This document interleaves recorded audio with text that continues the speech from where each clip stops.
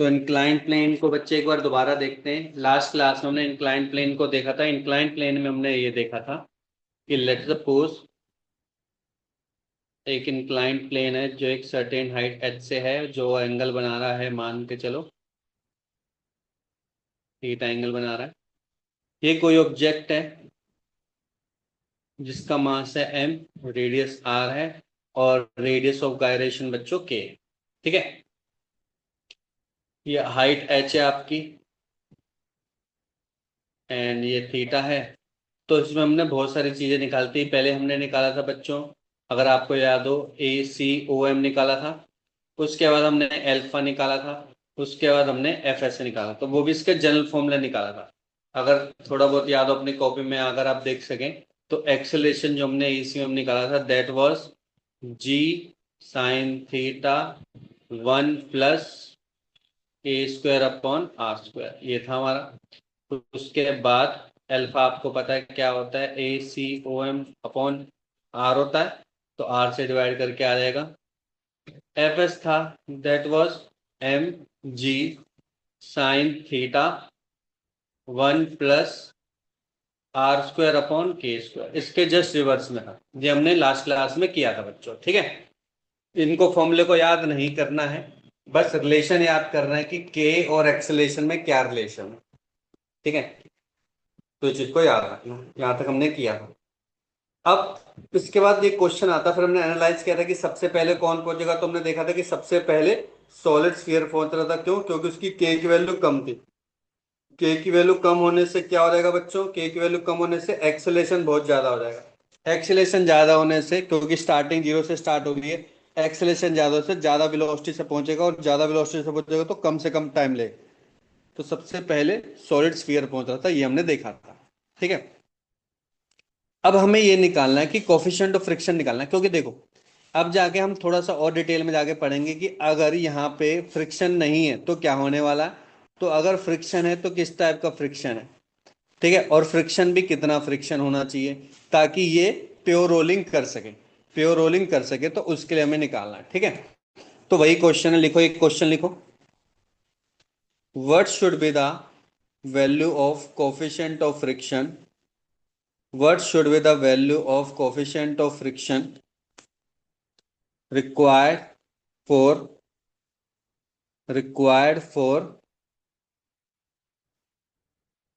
Rolling. ठीक है, या फिर प्योर रोलिंग। प्योर रोलिंग के लिए क्या होगा। ठीक है, तो हमें पता है कि कंडीशन क्या होते हैं बच्चों, वो थी static friction should be less than equal to mu N, ये था। ठीक है, आपको पता है एफ एस की वैल्यू, पता है एन की वैल्यू पता है। सर एन की वैल्यू तो मुझे नहीं पता, देखो पता है। आपको पता है कि कोई भी बॉडी है जिसका मास एम है, एम जी नीचे की तरफ होगा। ये वाला जो पोर्शन होगा जो कि सरफेस से परपेंडिकुलर होगा, that will be M G cos theta, and that will be M G sine theta. तो आपका जो नॉर्मल फोर्स हो गया, normal reaction, that will be equal to M G cos theta. Clear हो गया यहां तक सभी को? ये तो यस हम सर। पहले भी पढ़ चुके लॉज ऑफ मोशन में, राइट। तो बस यहीं से वैल्यू निकालें। देखो, क्या हम एफ एस की वैल्यू पहले निकाल चुके। तो एफ एस की वैल्यू क्या थी बच्चों? एफ एस की वैल्यू थी M G sine theta 1 + R² upon K² less than equal to mu M G cos theta. M G से एम जी कैंसिल हो गया। ठीक है, म्यू की वैल्यू यहीं पे रहने दो। ठीक है, ये बन गया tan theta 1 + R² upon K²। ठीक है बच्चों, तो मिनिमम म्यू की वैल्यू कितनी होगी वो बोलेगा फॉर रोलिंग के लिए। आप बोलोगे मिनिमम के की वैल्यू होगी tan theta upon 1 + R² upon K², होगी ये। That will be for inclined plane only, for inclined plane. आप बोलोगे कि सर अगर नॉर्मल तो क्या होता, तब बच्चे सेम ही होता। सर कैसे? देखो, आप सभी ने, कोई भी ऑब्जेक्ट है, अगर नॉर्मल प्लेन है तो नीचे क्या होता है बच्चों, mg होता है कि नहीं होता, यस और नो। और ऊपर क्या होता है इसके, नॉर्मल नॉर्मल। एक्शन फोर्स होता है। नॉर्मल। अगर ये रोटेट ऐसे कर रहा है, रोटेट ऐसे कर रहा है तो पीछे की तरफ जा रहा है, तो फ्रिक्शन कहाँ पे लगेगा बच्चे, आगे की तरफ लगेगा, एफएस। तो क्या अच्छा। आपने हर कंडीशन पे एफएस नहीं निकाला, बिल्कुल निकाला है, आपने निकाला है। क्या आप एन नहीं निकाल सकते, एन निकाल सकते हैं mg। तो क्या आपको ये रिलेशन नहीं पता, F S less than equal to mu N होता है, तो आप अगेन म्यू की वैल्यू निकाल सकते हो, एफ एस अपॉन एन। तो ऐसे रटना थोड़ी ना है, ये कॉन्सेप्ट आप पहले भी कर चुके हो, बस एफ एस का ध्यान रखना है, एन का ध्यान रखना है, सपोर्ट कर देना है। ये पर्टिकुलरली इंक्लाइंड प्लेन के लिए, that is for horizontal plane, that's it. हाँ जी क्लियर हो सर। गए सभी को, यस और नो? यस। Yes sir. हाँ, कोई इस चीज में कुछ टफनेस तो है नहीं, बिल्कुल प्लेन है, जो आप पहले पढ़ते हो आ रहे हो वैसा ही है। अभी तक बच्चों हमने पढ़ा था कि कोई भी रोलिंग हो रही है, उसमें क्या हो रहा है कि कोई ऑब्जेक्ट एक सर्टेन हाइट से नीचे फॉल हो रहा है। अब मुझे क्या करना है, नीचे ऑब्जेक्ट है, उसको एक वेलोसिटी से ऊपर की तरफ थ्रो करना है, और ये पता लगाना है कि कितनी हाइट तक पहुंचेगा, कितनी उसकी एक्सेलेरेशन होगी, ये सारी चीजें मुझे पता करनी है, ठीक है। तो एक क्वेश्चन डाल के लिख लो। ये इंक्लाइंड प्लेन है बच्चों, ये थीटा एंगल, यहां से ऑब्जेक्ट अपनी, उसके पास मान के चलो एक इनिशियल वेलोसिटी है u, ठीक है। अब ध्यान से देखना, अगर इनिशियल वेलोसिटी u है,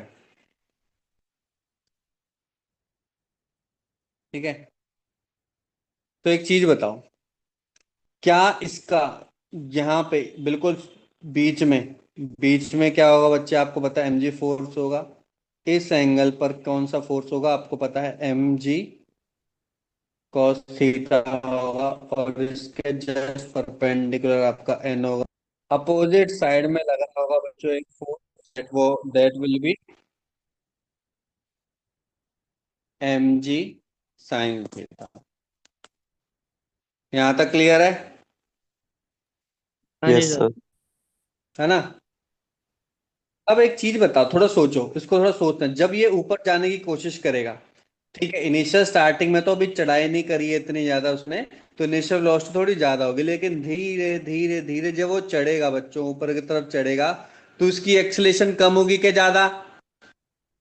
कम होगी। एक्सेलेरेशन कहाँ पे होगी, कम होने लगेगी, तभी तो स्टॉप करेगा। एक सर्टेन हाँ जी पॉइंट सर। पे जाके वो बच्चे क्या हो जाएगा, स्टॉप हो जाएगा, वापस नीचे जाने की कोशिश करेगा, लेकिन बस उस पॉइंट तक ही मुझे वैल्यू निकालनी जहां पे वो स्टॉप करेगा, जहां पे उसकी वेलोसिटी क्या हो जाएगी बच्चे, इसकी वेलोसिटी क्या हो जाएगी, final velocity will be zero, final velocity zero बन जाएगी, उसी इंस्टेंट तक मुझे चीजें निकालनी। अब एक चीज बताओ, कोई भी ऑब्जेक्ट उसकी फाइनल वेलोसिटी अगर जीरो हो रही है, इनिशियल वेलोसिटी यू है, तो उसका एक्सेलेरेशन कैसा होता है, पॉजिटिव होता है कि नेगेटिव? कैसा होता है बच्चों एक्सेलेरेशन? नेगेटिव। नेगेटिव होता है। और नेगेटिव एक्सेलेरेशन का मतलब कि जिस डायरेक्शन में वेलोसिटी है, उसके अपोजिट डायरेक्शन में हमेशा एक्सेलेरेशन है, ट्रांसलेशन में, क्या हम पढ़ चुके हैं पहले भी, यस और हाँ नो? जी सर। कि उसके डायरेक्शन में, तो इसका मतलब कि एक्सेलेरेशन तो डेफिनेटली इसी डायरेक्शन में होगी। सेंटर ऑफ मास की एक्सेलेरेशन बच्चों इस डायरेक्शन में होगी, सेंटर ऑफ वेलोसिटी बच्चों ऊपर की डायरेक्शन, क्योंकि उसको मैंने दिया खुद से। यहां तक क्लियर हो गया सभी को? पहले बताओ, ये पॉइंट सभी को क्लियर हो गया? हाँ यस जी सर। सर। Yes sir. अब ध्यान से देखना है, अब ये जो रोटेट कर रही है, रोटेशन की डायरेक्शन देखनी, जब मैंने यहां पे डाला तो अब ये ऊपर तक गया, ऐसे तो है नहीं कि ऐसे उल्टी डायरेक्शन में रोटेट करके ऊपर पहुंच जाएगा। Rotation definitely will be in this direction, omega R, इसकी वेलोसिटी होगी, ठीक है बच्चों? ठीक है। तो फिर पर जो अल्फा होगा, अगर ए इस डायरेक्शन में, तो डेफिनेटली अल्फा भी इसको रोटेट करने के लिए रोकेगा। ऐसा तो है नहीं कि जब ये ऊपर चढ़ने लग जाएगा तो रोटेशन बढ़ने लग जाएगी। हाँ, धीरे तो हो रहा है, स्लोली धीरे धीरे चल रहा है, लेकिन रोटेशन तेज तेज हो रही है, ऐसा पॉसिबल नहीं है। रोटेशन भी क्या होने लग हाँ जाएगी, जी। धीरे धीरे कम होने लग जाएगी। ट्रांसलेशन भी, ट्रांसलेशन के केस में वेलोसिटी जीरो होगी, रोटेशन के केस में धीरे धीरे रोटेट कर रहा है। तो इसका मतलब ये भी क्लियर हो गया मेरे को कि जो मेरा अल्फा होगा that will be in opposite direction. क्या ये बात भी सबको क्लियर हो गई अच्छे से? हाँ जी सर। है ना? हाँ जी अल्फा सर। डायरेक्शन में, एक्सेलेरेशन अपोजिट डायरेक्शन में, बाकी सब सेम है, ठीक है। अब बात आती है, अब सोच समझ के बताना है कि इसका फ्रिक्शन फोर्स कहां पे होगा, फ्रिक्शन फोर्स कहां पे होगा? हाँ जी बच्चों, तो देखो ये ऑब्जेक्ट कहाँ जा रहा है, आगे की तरफ जा रहा है, लेकिन जा तो पीछे की तरफ मुड़ रहा है ना। ये देखो हम क्या करा, हमने ये तो पढ़ा है कि जब ये ऑब्जेक्ट यहाँ की तरफ जा रहा है तो उसको फ्रिक्शन कहाँ मिलेगा बच्चे, इसको अपोजिट साइड में मिलेगा। यहाँ तक बात सबको क्लियर हो गई अब? हाँ जी सर। क्या ये बात सबको Yes. क्लियर हो गई, यस और हाँ है? जी तो सर। मैं इसको दोबारा बनाने की कोशिश कर रहा हूँ, बॉडी डायग्राम दोबारा देखते हैं। देखो क्योंकि बच्चों ये चढ़ाई चढ़ रहा है, चढ़ाई चढ़ते हुए इसकी वेलोसिटी इनिशियली यू है, लेकिन साथ साथ इसकी वेलोसिटी क्या होती रहेगी बच्चों, कम होती रहेगी। उसके लिए कौन है जो वेलोसिटी कम कर रहा है, एक्सेलरेशन है, जो कि अपोजिट डायरेक्शन में। सर ये साथ साथ रोटेट भी कर रहा है, और रोटेशनल वेलोसिटी जिसको हम एंगुलर वेलोसिटी बोलते हैं, वो किसके टर्म में बच्चे, ओमेगा आर के टर्म में, वो ऐसे जा रहा है। ठीक है, लेकिन लेकिन बच्चों ये भी जो उसका एंगुलर वेलोसिटी वो भी धीरे धीरे कम कर रहे, क्यों? क्योंकि यहाँ पे जो एंगुलर एक्सेलरेशन है वो भी अपोजिट डायरेक्शन में है। ठीक है, साथ साथ यहाँ पे जो फ्रिक्शन फोर्स होगा, क्योंकि ये घूम के पीछे की तरफ जा रहा है, तो उसको जो फ्रिक्शन मिलेगा वो फॉरवर्ड डायरेक्शन में मिलेगा, जो कि था F S. That's it, finish. बाकी चीजें तो हमें पता ही है, M G sine theta cos theta सब पता है, बनाना चाहे तो बना लो। यहाँ पे हो जाएगा M G sine theta, normal के क्रॉस हो जाएगा एम जी कॉस थीटा। ये बन गया आपका सिंपल फ्री बॉडी डायग्राम। अब वही चीजें जो हमें क्या क्या निकाली थी हमने, वही सेम चीजें निकालनी है हमें। ए सी ओ एम निकालना है, अल्फा निकालना है, एफ एस निकालना है, वी निकालना है, ओमेगा निकालना है, सारी चीजें एक साथ निकाल लेते हैं। तो सबसे पहले याद करो, हमने ए सी ओ एम निकाला था नेट फोर्स, तो सबसे पहले हमें एफ नेट पता होना चाहिए कि हमारा एफ नेट कितना है। F net will be equal to mass into acceleration. अगर आप ध्यान से देखो, एफ नेट एक्सेलरेशन है अपोजिट साइड, एफ नेट देखो कितना लग रहा है बॉडी पे। सर इस पे कोई फोर्स लग रहा है क्या, पीछे की तरफ लग रहा है, देखो एम जी साइन थीटा। इसी डायरेक्शन में, जिस डायरेक्शन में एक्सेलरेशन है उसी डायरेक्शन में एम जी साइन थीटा है, और उसके अपोजिट डायरेक्शन में एफ एस है। तो इस बार एफ नहीं है अलग से, लेकिन क्या मैं ऐसे लिख सकता हूँ, ध्यान से देखो, M G sine theta minus F S equals to M A. That's it, equation one. Clear हो गए सभी को, यस और नो बच्चों? हाँ क्लियर जी सर। एवरीवन? हाँ जी yes सर। sir, ठीक है, उसके बाद हमें टॉर्क निकालना होता है। ठीक है, टॉर्क हम कौन से पॉइंट पे निकाल दें? सर हम निकाल देते हैं ओ सेंटर पर।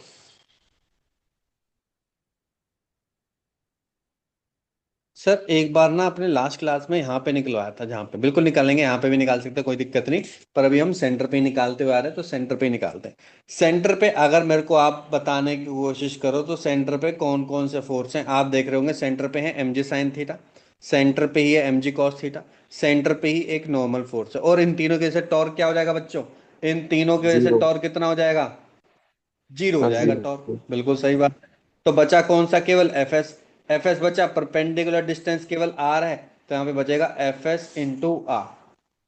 अब ये देखो, जो F S into R S की डायरेक्शन क्या है बच्चों, मुझे कोई बताएगा? एफ एस की वजह से टॉर्क की डायरेक्शन क्या है, एंटी क्लॉकवाइज है कि एंटी क्लॉकवाइज है? Clockwise.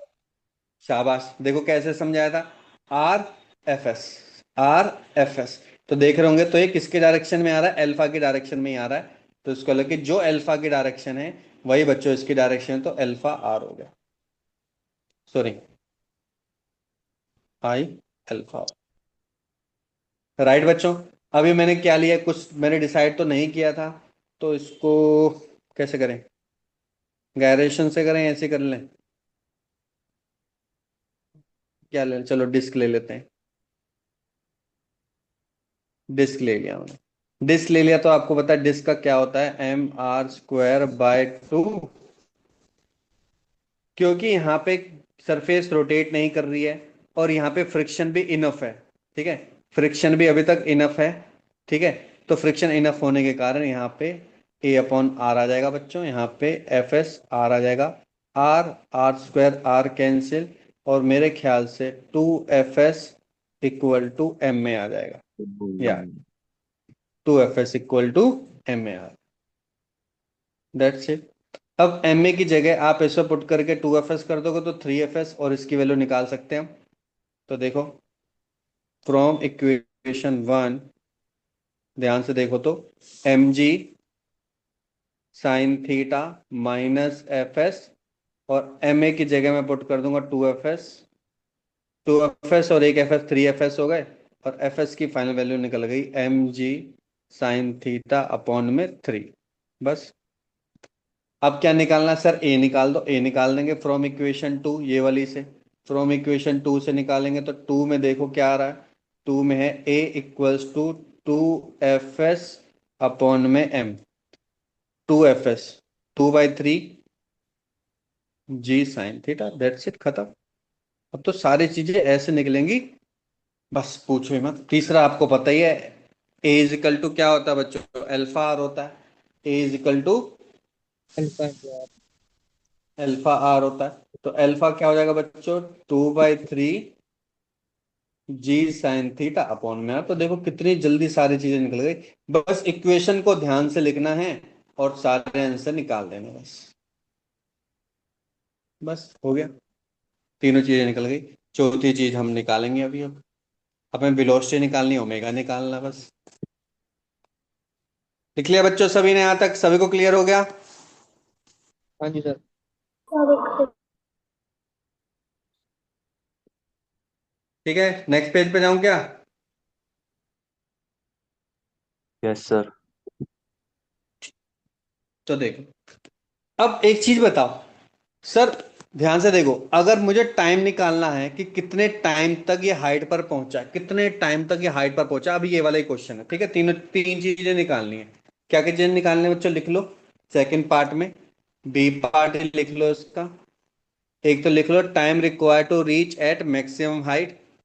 Time required to reach at maximum height, ठीक है, ये निकालनी है।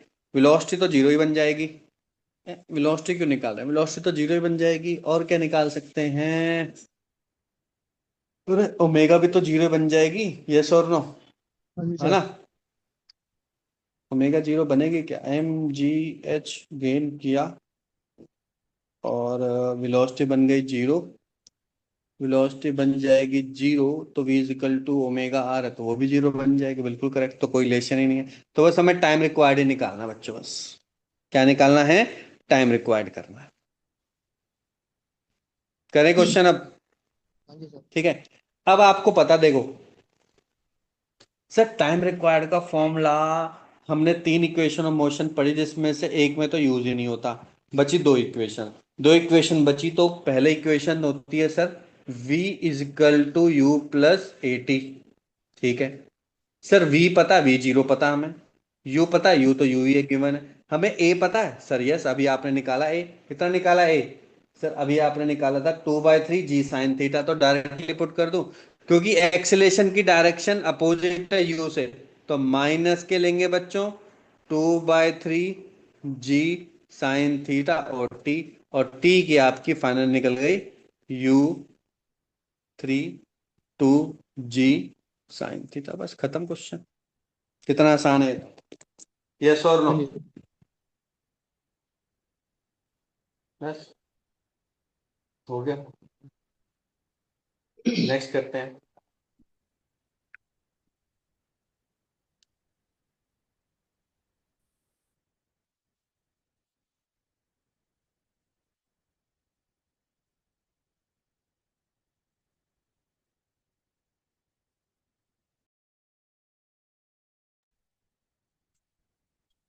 ठीक है, तो बच्चों इसमें नेक्स्ट लेवल पे क्वेश्चन करते हैं। देखो क्वेश्चन लिखो कि याद करो, अभी हमने थोड़ी देर पहले देखा था कि फ्रिक्शन की कंडीशन ली थी। फ्रिक्शन की कंडीशन ली थी कि अगर हमें रोलिंग चाहिए,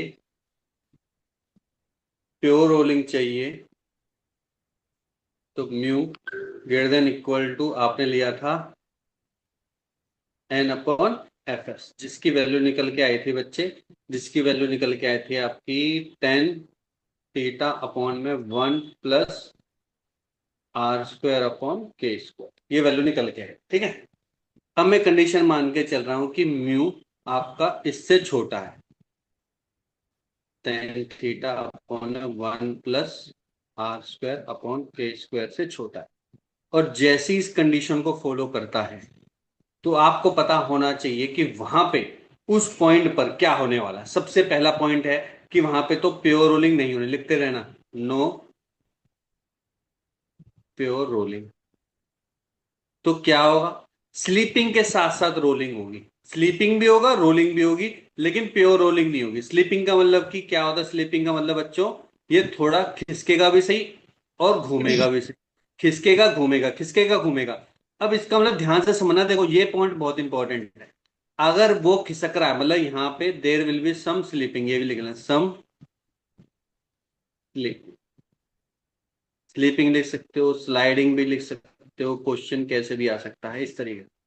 अब होगा क्या, अब एक चीज बताओ, अगर ये स्लाइड कर रहा है, ध्यान से देखो, स्लाइड कर रहा है, ऐसे स्लाइड कर रहा है, तो मतलब यहाँ पे वेलोसिटी जीरो तो हुई नहीं, क्योंकि यहाँ से स्लाइड कर रहा है। हमने क्या माने थे, यहाँ पे वेलोसिटी जीरो थी क्योंकि सरफेस की वेलोसिटी जीरो है। इसका मतलब जब भी ये कंडीशन आ जाए, सम स्लीपिंग और नो प्योर रोलिंग हो, तो ध्यान देना बच्चों, यहाँ पे v is equal to not omega R लेना है, या फिर मैं बोलूंगा L A is equal to not alpha R ले। इस चीज का ध्यान रखना है। क्या ये बात क्लियर हो गई सभी को, यस और नो? तो हाँ जी अगर सर। क्वेश्चन में ये भी ना लिखा हुआ, यस। सिंपल ये लिखा गया there will be some slipping, बस स्लीपिंग पे छोड़ दे, तो आपको याद रखना है कि ये कंडीशन तो आपको रखनी ही रखनी है माइंड में, वरना फिर सारा क्वेश्चन ही गलत, जितना आप प्रैक्टिस करके गए सब जीरो हो जाएगा। ये बात सबको अच्छे से माइंड में चले गई, यस और नो? तो जब भी स्लीपिंग वर्ड हाँ आ जी सर। जाए, स्लाइडिंग आ जाए, तो ध्यान रखना है केवल प्योर रोलिंग के लिए आपको याद रखना है, या फिर ऑब्जेक्ट अगर मोशन में है और वहां पे बोल रहे हो प्योर रोलिंग है, हर कंडीशन पे ही वो होगा। बस अगर ऑब्जेक्ट रोटेट कर रहा है, सॉरी, अगर सरफेस मेरा मोशन में है, तो उस कंडीशन में आपको क्या लेना है, v minus omega R equal to surface पे जो वेलोसिटी है वो लेनी है, प्योर रोलिंग में भी। लेकिन अगर स्लीपिंग है, नॉर्मल सरफेस पे भी स्लीपिंग हो रहा है, तो आप ये कभी भी v इक्वल टू ओमेगा नहीं लोगे, नॉट इक्वल टू लोगे। नॉट इक्वल टू लोगे तो फिर हम कैसे सोल्व करेंगे, सोल्व तो हो जाएगा, सोल्व करने में कोई दिक्कत नहीं, नॉर्मल तरीके से ही करेंगे, जैसा अभी तक हम सोल्व करते आ रहे हैं बिल्कुल उसी तरीके से सोल्व होगा। कोई भी उसके अंदर एक्स्ट्रा चीज नहीं आएगी, बस हम डायरेक्टली ये फॉर्मूला यूज नहीं कर सकते। समझ में आ गया बच्चों, यहां तक क्लियर है? हम्म। ठीक हाँ है, जी सर। तो एक क्वेश्चन करके देख लेते हैं, उससे आपको आइडिया भी हो जाएगा कि अगर ऐसा क्वेश्चन आएगा तो कैसे अटेम्प्ट करना है। चलो देखो, क्वेश्चन लिखो। For for the inclined plane, for the inclined plane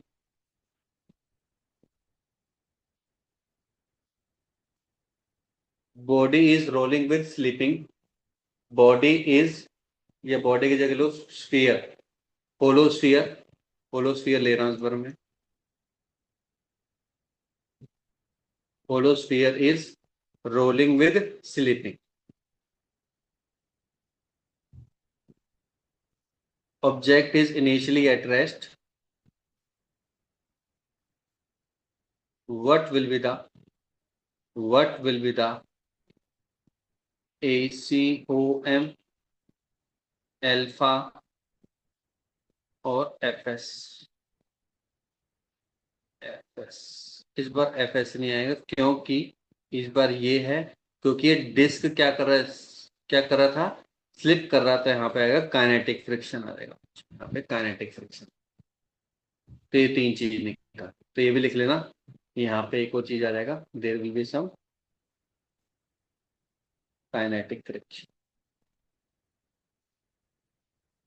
kinetic friction कब आता है, याद करो, तीन टाइप के फ्रिक्शन हमने पढ़े थे। पहला पढ़ा था स्टैटिक फ्रिक्शन, वो ऐसा फ्रिक्शन होता है जहां पे ऑब्जेक्ट स्लाइड ही नहीं करता, याद करो स्लाइड ही नहीं करता है, याद है ना सभी को? याद करो, देखो ये जैसे कि मैंने बताया था ना, अगर मान के 9 है, 9 न्यूटन तक अगर वो मूव ही नहीं कर रहा, तो स्टैटिक फ्रिक्शन है। जैसे 9 पे, 9 एक ऐसा पॉइंट है जहां पे वो मैक्सिमम लिमिटिंग फ्रिक्शन है। 9 के बाद जो भी उसके पास जब वो मोशन में होगा, तो उसके पास कौन सा फ्रिक्शन होगा, काइनेटिक। तो हम तो अभी वो मोशन में आ गया और स्लाइड भी कर रहा है, तो उसके अंदर डेफिनेटली कौन सा फ्रिक्शन है बच्चों, काइनेटिक फ्रिक्शन, इस वजह से। ठीक है, तो इस बार इसके पास काइनेटिक फ्रिक्शन है, हमने यहाँ पे लिया होलोस्फीयर, मास है m, रेडियस r, ठीक है, मास m, रेडियस r है, बस, और क्या, और कुछ नहीं, यूनिफॉर्म डिस्ट्रीब्यूटेड है, होलोस्फीयर है। ठीक है, तो यहाँ से रिलीज किया। अब आपको पता है वही सेम चीजें जल्दी जल्दी बनानी है हमें, पर ये ध्यान रखना है वही जो सेम चीजें, देखो कुछ भी अलग नहीं करना, थीटा तुरंत बना देना एम जी, बावर मुझे थीटा लगाने की जरूरत नहीं, यहाँ पे बन जाएगा एम जी कॉस थीटा। यहाँ पे मैंने रिलीज किया था इनिशियल वेलोसिटी इसकी थी, यहाँ पे लिख लेना 0, तो मैंने कोई इनिशियल वेलोसिटी नहीं दे रहा हूं, तो यहाँ पे बन गया एम जी साइन थीटा। इस एम जी साइन थीटा की वजह से बच्चे क्या करेगा, ये रोटेट करने की कोशिश करेगा।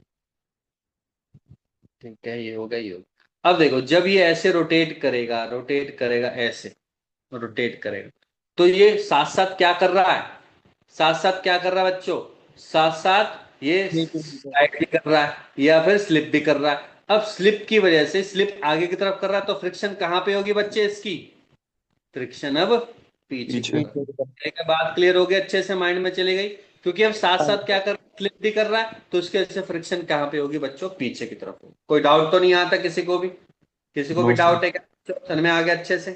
ठीक है,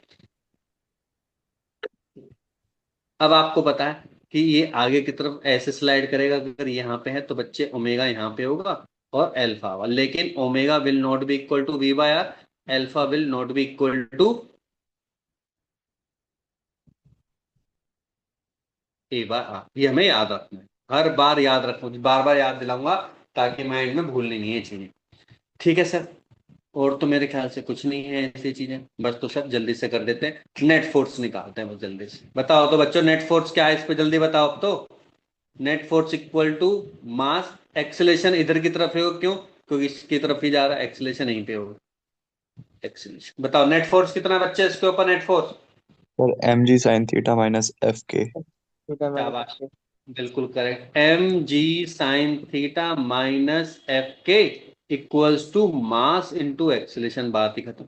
पर सर मेरे को एफ के की वैल्यू पता है, क्योंकि मुझे एफ एस की वैल्यू नहीं पता होती थी। याद करो हमने 3 फॉर्मूले पढ़े हैं, एफ एस का तो कोई फॉर्मूला होता ही नहीं था शुरू से ही। सर एक आपने लिमिटिंग फ्रिक्शन बोला था जिसकी वैल्यू होती थी म्यू इंटू एन, वही वैल्यू एफ एस की होती थी जो कि लाई करती थी 0 से लेकर एफ एल तक, याद है सभी को, यस और हाँ नो। जी सर। Yes sir. लेकिन दूसरा वाला फ्रिक्शन था एफ के, वो तो बिल्कुल फिक्स था, जो कि था म्यू के इंटू एन, याद है, जो हमने पढ़ते थे आपका जब बॉडी मोशन में आती तो उसको कौन सा फ्रिक्शन मिलता था, उसको एफ के फ्रिक्शन मिलता था। तो इस बार तो हमें पता mu mu K into N directly put कर सकते हैं, हमें लिखने की जरूरत नहीं, यहाँ पे लिख लो म्यू के इंटू एन। तो एन की वैल्यू कितनी है, कोई बताएगा मेरे को एन की value. M sir G M cos G theta. Cos theta. M M G cos theta, बिल्कुल correct, M G cos theta equal to M है। अब मुझे एक चीज बताओ, सोच के बताना, क्या मेरे को मास पता था पहले से, हाँ पता था, जी तो पता ही रहता है, थीटा तो देगा ही देगा एग्जाम में, म्यू के भी देगा देगा, अगर फ्रिक्शन बताएगा तभी तो मैं सोल्व कर पाऊंगा। तो मुझे हाँ बताओ जी। कोई और पैरामीटर की जरूरत है मुझे ए निकालने की, सर नहीं है, तो देखो तुरंत निकलेगा ए, मुझे दूसरी इक्वेशन की जरूरत नहीं पड़ी, ए निकल गया मेरा। तो ऐसे निकलेगा, कोई रटना थोड़ी ना, कुछ भी कॉन्सेप्ट नहीं रटने का, तो डायरेक्ट मेरे पास ए निकल गया, क्या निकल गया देखो, ए मास, मास मास कैंसिल, देखो जी साइन थीटा माइनस के mu K ji cos theta, that's it, खत्म बस। मुझे किसी और इक्वेशन की जरूरत ही नहीं पड़ी, कितने आराम से निकलेगा, बस ये पॉइंट का ध्यान रखना।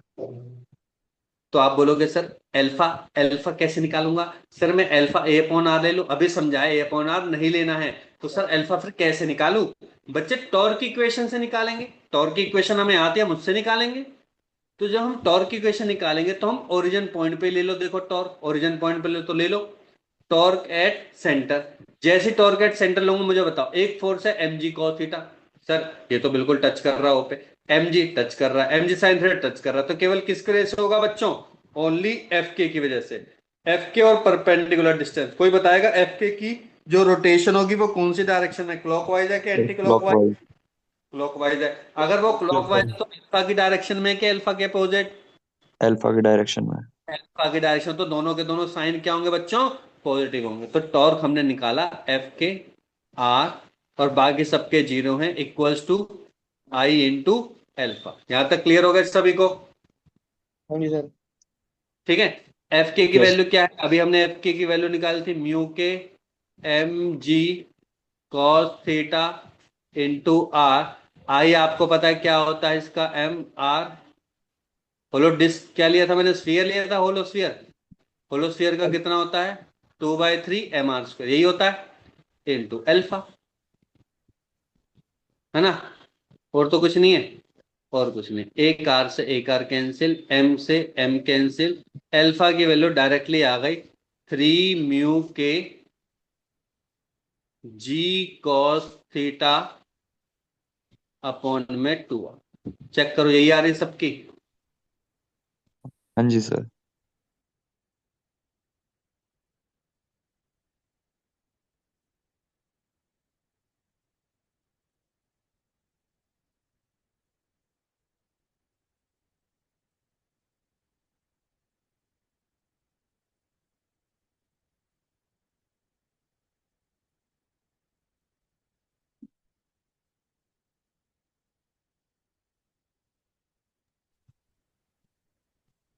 ठीक है बच्चों, हो गया। देखो सारी वैल्यू निकल गई। हाँ जी सर। नहीं निकली, कोई दिक्कत आई? बस खत्म। एफ के का फॉर्मूला तो देखो म्यू के गिवन था, तो M G cos theta directly निकाल सकते थे आप एफ के, तो कोई दिक्कत ही नहीं था। बस सारी चीजें निकल गई मेरे पास। अब बी पार्ट निकालेंगे इसका। बी पार्ट है, ठीक है। बी पार्ट में देखो क्या निकालेंगे हम, लिखो in B, in B part एक तो निकालेंगे टाइम टेकन, लिखो क्वेश्चन में लिखो। फर्स्ट पार्ट है इसका, time taken by the object to reach the ground. Time taken by the object to reach the ground. Second, VCOM and omega just after, just before reaching the ground, just before reaching the ground, just before reaching the ground।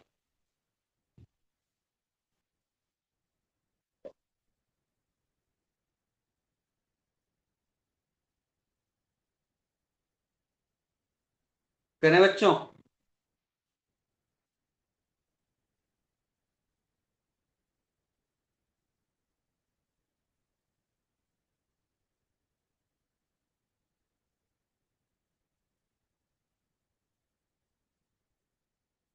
लिख लिए सभी ने?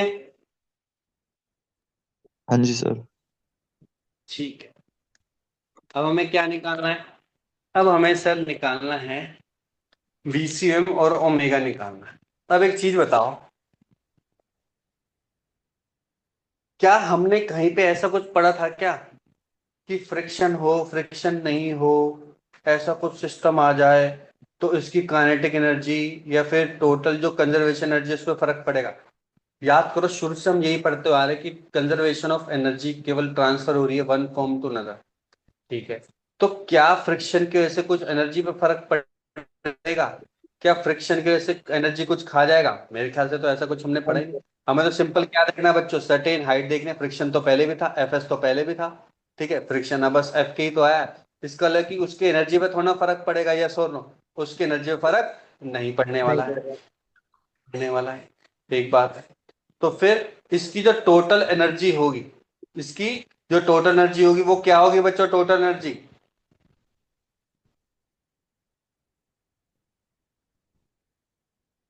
Total energy क्या होगी बच्चों इसकी? Potential plus kinetic. Potential plus kinetic होगी, बिल्कुल करेक्ट। तो मुझे अब ध्यान से देखो, यहाँ पे पहले तो ये देखो, पहले तो ये देखो, आराम से देखते हैं। देखो,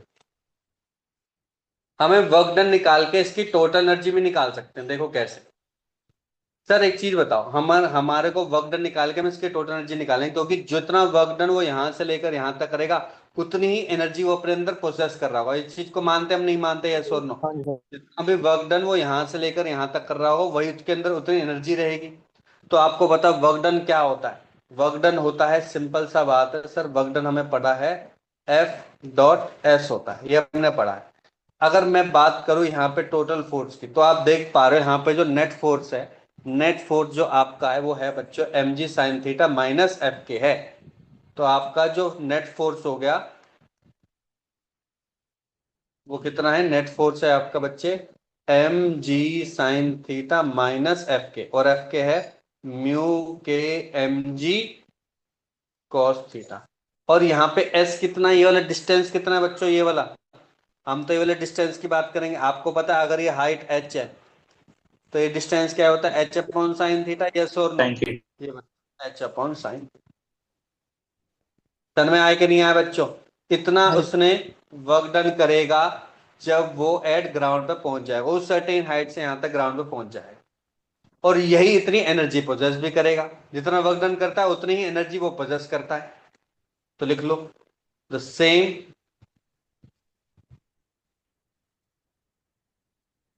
amount of energy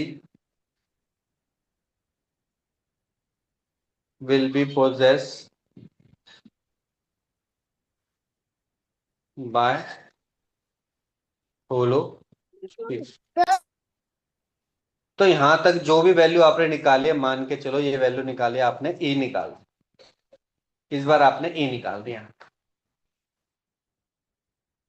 क्लियर है? क्योंकि देखो ये फ्रिक्शन की वजह से एमजीएच नहीं आया। क्यों? अगर फ्रिक्शन जीरो हो जाता म्यू के, तो देखो ये पार्ट जीरो हो जाता, साइन थीटा से साइन थीटा कैंसिल हो जाता, एमजीएच बन जाता। यहाँ पे एमजीएच नहीं आएगा। क्यों? क्योंकि यहाँ पे फ्रिक्शन क्या कर रहा है बच्चों? अपोज कर रहा है। सब में आगे सभी को यस और नो? क्या ये बात सबको क्लियर हो गई? यस हाँ जी सर।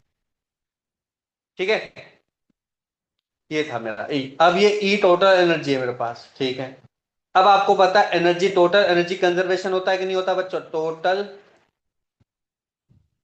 एनर्जी कंजर्वेशन से भी हम नहीं निकाल पाएंगे, दिक्कत आएगी। पता है क्यों? क्योंकि ये दिक्कत आएगी सर, ठीक है एनर्जी तो मेरे पास आ गई, एक काइनेटिक एनर्जी आएगी हाफ एम वी स्क्वायर, एक रोटेशनल एनर्जी होगी half I omega square. V और ओमेगा तो दोनों वो है मेरे वेरिएबल। छोड़ो, इस मेथड से नहीं निकालेंगे, फिर हमें लॉन्ग वाला मेथड यूज करना पड़ेगा। लॉन्ग वाला मेथड सर कौन सा? सबसे पहले हम टाइम निकालेंगे कि कितने टाइम में यहां तक पहुंचेगी। टाइम निकालते हैं बच्चों, टाइम निकालेंगे कि कितने टाइम पे यहां तक पहुंचेगी। ठीक है, निकालते देखो। टाइम निकालने के लिए हमारे पास फॉर्मूला है v is equal to U plus A T. क्या हम v is equal to U plus A T put कर सकते हैं? सर मैं तो नहीं यूज करूंगा। क्यों सर? इसलिए यूज नहीं करूंगा, मेरे को a पता है, u जीरो है, लेकिन v नहीं पता। दो वेरिएबल हो गए मेरे साथ, तो ये इक्वेशन तो मैं बिल्कुल भी यूज नहीं करूंगा। सर दूसरी इक्वेशन यूज कर सकता हूं, s equal to U T plus half A T square. क्योंकि सर u जीरो है, इनिशियली जीरो है। सर s डिस्टेंस अभी आपने बताया था, s डिस्टेंस है h अपॉन साइन थीटा। क्या हमने एक्सेलेरेशन निकाल लिया? बिल्कुल निकाल लिया था, जो कि हमने निकाला था मेरे ख्याल से g sign theta minus mu के g कॉस थीटा, और इनटू में t का स्क्वायर। तो सिंपल डायरेक्टली t निकल गया बच्चे मेरा 2h अपॉन में sine theta g sign theta minus के म्यू के g कॉस थीटा। क्या मेरे को सर रटना है फॉर्मूला? बिल्कुल भी नहीं रटना है, केवल समझना है। सर में आ गया बच्चों, यस और नो? सर अंडर रूट में आएगा ना? क्लियर हो गए सभी को? हाँ जी बच्चों, clear everyone? Yes sir. Yes. अब मुझे एक चीज बताओ, अगर आपको टाइम पता चल गया, अब तो भी निकाल सकते हो ना इस ऊपर वाली इक्वेशन से? अब निकाल सकते हैं अभी। कैसे? देखो, v इजिकल टू क्या था? u प्लस एटी था। तो u आपका जीरो, तो डायरेक्टली निकल गया v is equal to A into T. A की वैल्यू क्या है आपको पता? अभी निकाली थी आपने, g साइन थीटा माइनस के म्यू के g कॉस थीटा, और टाइम भी निकाला आपने अंडर रूट में 2h कॉन में साइन थीटा बाहर, अंदर में g साइन थीटा माइनस के म्यू के g कॉस थीटा। मेरे ख्याल से ये निकला था। बस हो गया खत्म। सर W कैसे निकालेंगे? W भी देखो सेम बिल्कुल, इससे final initial plus alpha T. क्या इनिशियल था? रोटेशन नहीं कर रहा था, ये जीरो था, तो ओमेगा नॉट निकल जाएगा अल्फा टी। क्या हम अल्फा निकाल चुके हैं? बिल्कुल निकाल चुके हैं। हमने अल्फा निकाला था बच्चों 3 म्यू के जी कॉस थीटा अपॉन में 2r। 3 mu G cos theta upon में 2r, और टाइम वही है, जितना टाइम इसके लिए होगा सेम टाइम इसी के लिए होगा। सर इतना बड़ा आने के चांस है? देखो बात आएगी, अगर टफ लेवल का आएगा तो आ सकता है, पर एक चीज बताओ, आपको टफ लग रहा है सर इतना बड़ा बड़ा एक्सप्रेशन? अगर इनकी वैल्यू अगर मुझे पता चल जाए, मुझे म्यू के एक्सेलेरेशन की वैल्यू पहले से पता चल जाए, 0.2 निकाल, तो यहाँ तो मैं सिंपल 0.2 तो पुट करूंगा। मैं तेरा फॉर्मूला क्यों पुट करूंगा, मैं तो वैल्यू डालूंगा, सिंपल वैल्यू डालते डालते छोटी छोटी वैल्यू निकलेंगी तुरंत। एक चीज बताओ, क्वेश्चन थोड़ा टफ है, कॉन्सेप्ट भी टफ नहीं है। जो मेथड आप अभी तक पढ़ते हुए आ रहे हो शुरू से लेकर, उन्हीं को हम बार बार रिपीट करते हुए आ रहे हैं बस। क्लियर हो गए सभी को? दर्शिका, दिवस, गर्वित, हितेन, कनन, क्लियर हो गया अच्छे से? Yes sir. यस। ठीक है नहीं है सर, इसमें? एक चीज अगर, पूछनी थी। क्या कह रहे हो? एक चीज पूछनी थी हाँ पूछो। सर, यहाँ पे जो एस है वो डिस्टेंस है डिस्प्लेसमेंट? डिस्प्लेसमेंट है ना बच्चे। तो सर वहां ऐसे, पे हमने एच क्यों नहीं लिया, एच बाय साइन थीटा क्यों लिया? क्योंकि बच्चे ये अगर एच है तो हाइपोटेनस ये होगा ना। नहीं, डिस्प्लेसमेंट तो एच होगी ना यहाँ पे। क्यों डिस्प्लेसमेंट एच होगी?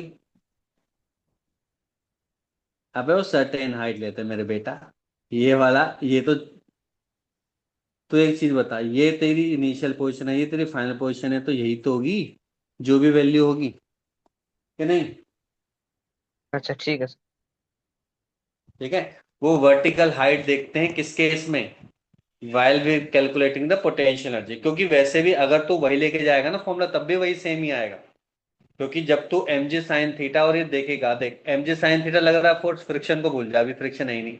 M G sine theta into H sine theta, sine से sine cancel, M G H बन जाता है इस वजह से। ठीक है। ये तेरा एक्सीलरेशन, वो तेरा क्या होता है डिस्प्लेसमेंट, और वो निकल जाता है उस हिसाब से। ठीक है। अच्छा सर। समझ में आ गया बच्चों यहां तक सभी को? यस। ठीक है।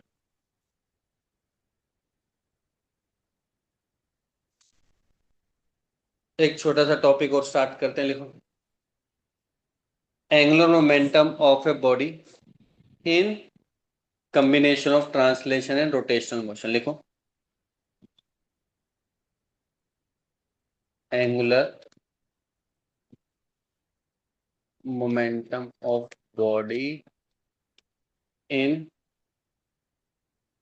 Combined translation and rotational motion, पूरा लिखना है आपको, ट्रांसलेशन एंड रोटेशन मोशन।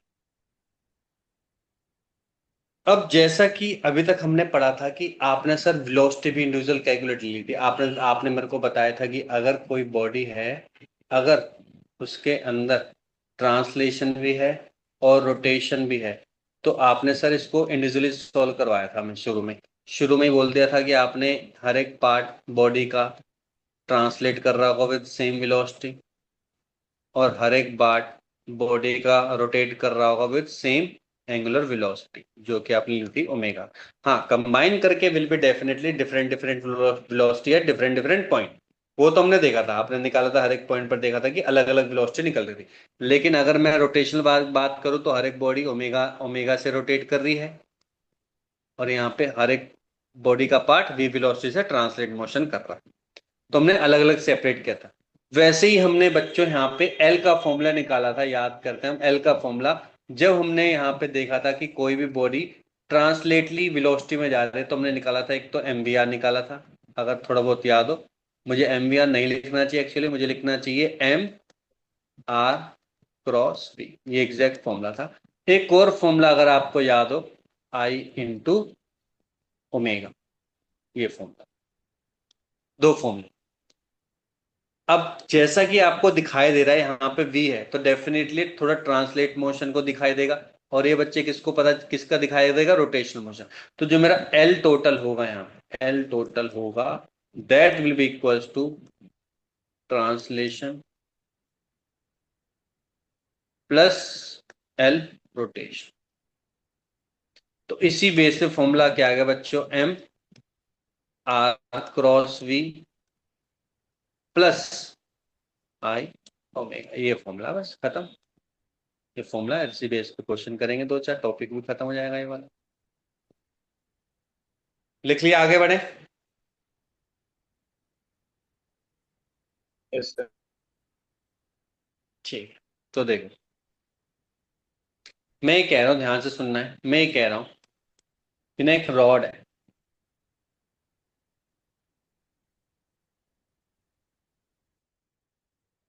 ठीक है, ये मेरी रॉड है, इसका यहाँ पे सेंटर ऑफ मास है, ठीक है, इसी पे ही ये क्या कर रही है बच्चों, रोटेट कर रही है। और रोटेट कैसे कर रही है, देखो ऐसे रोटेट कर रही है, ऐसे। ये वाला ए पॉइंट है, ये बी पे चला जाएगा और बी वाला ए पे चला जाएगा, तो ऐसे रोटेट कर रही है, ठीक है। इस तरीके से रोटेट कर रही है, अपने सेंटर ऑफ मास से रोटेट कर रही है। लेकिन साथ साथ अब ओनली रोटेशनल मोशन होगा ना बच्चे, फिर तो आप सीधा आई ओमेगा निकालोगे।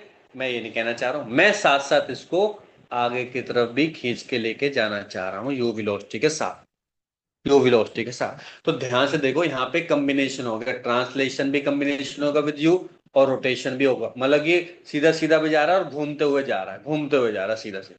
सन में आ गया कॉन्सेप्ट यहाँ तक सभी को बच्चों, यस और नो? यहाँ तक यस क्लियर है सर। एवरीवन? हाँ ठीक है। जी सर। तो निकालना क्या है हमें, निकालो, देखते हैं हमें क्या क्या निकालना है। तो मैं यहाँ पे लाइन को ड्रॉ करूंगा, उसी बेसिस पे ही मैं निकालूंगा। तो लाइन क्या क्या है मेरी, देखो एक है लाइन ये वाली, एक्सिस मान के चल रहा था, चलो एक्सिस है ये वाली, और एक है एक्सिस ये वाली, axis one, axis two, axis to.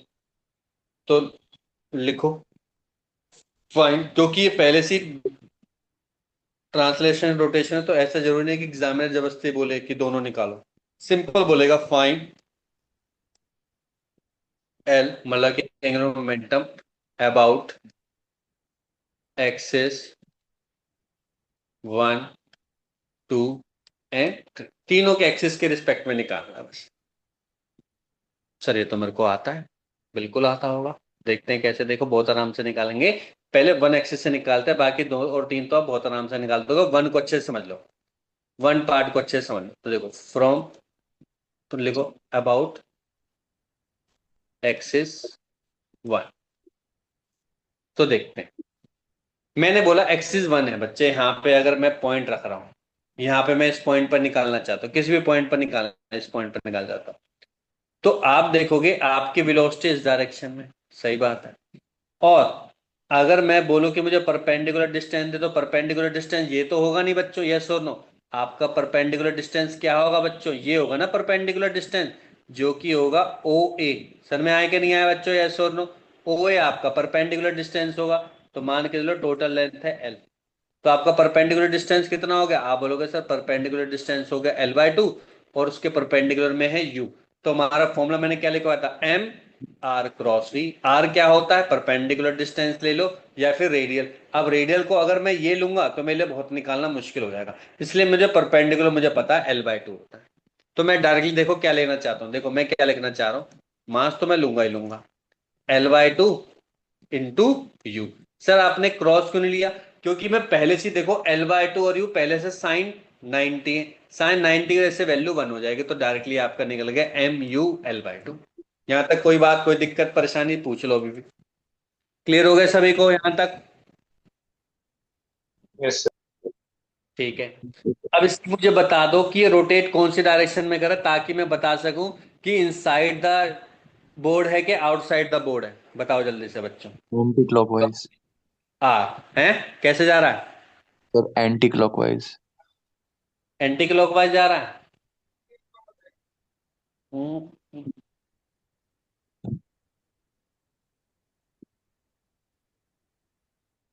बिल्कुल सही बात, इस पॉइंट से निकाल रहे तो R cross U, R cross you.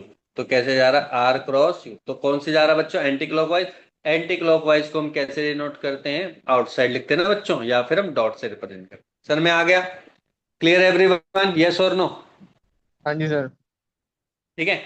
अब हमें निकालना है इसका ओमेगा। ओमेगा की डायरेक्शन देख लो मैंने कैसे ले रखी है, ऐसे ले रखी है, पहले से एंटी क्लॉक ले रखी है। ठीक है, एंटी क्लॉक ले रखी है, कोई बात नहीं। एंटी क्लॉक ले रखे, तो मुझे बताओ ये कहां से रोटेट कर रहा है, सर सेंटर पॉइंट से रोटेट कर रहा है। सर सेंटर पॉइंट से रोटेट करने वाले का फॉर्मूला होता है आई इंटू ओमेगा। ओमेगा पहले से गिवन है। सर रॉड का सेंटर पॉइंट से अगर रोटेट करता है तो उसका क्या हो जाता है बच्चों, कितना निकलता है उसका आई, एम आई स्क्वायर कितना बाय निकलेगा 12। है? M square by 12। बिल्कुल correct, M L square by 12। Direction इसकी फिर दोबारा एंटी क्लॉकवाइज, ये हो गया बाहर की तरफ। अब बाहर की तरफ है, दोनों के दोनों सेम ही डायरेक्शन में, तो हम डायरेक्टली ऐड कर सकते हैं। तो मैं डायरेक्टली पुट कर सकता हूं M U L by 2 plus M L square divide by 12 into omega, साथ में आ जाएगा एक डॉट, बस खत्म।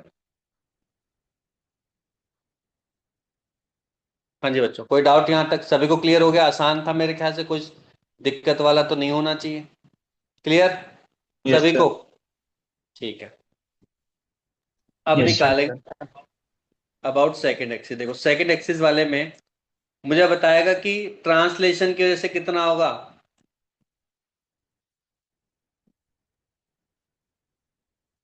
ट्रांसलेशन की वजह से कितना होगा बच्चों? सर यहाँ 0। पे बिल्कुल करेक्ट सर। एक चीज बताओ, रेडियल डायरेक्शन और यू सेम डायरेक्शन में है।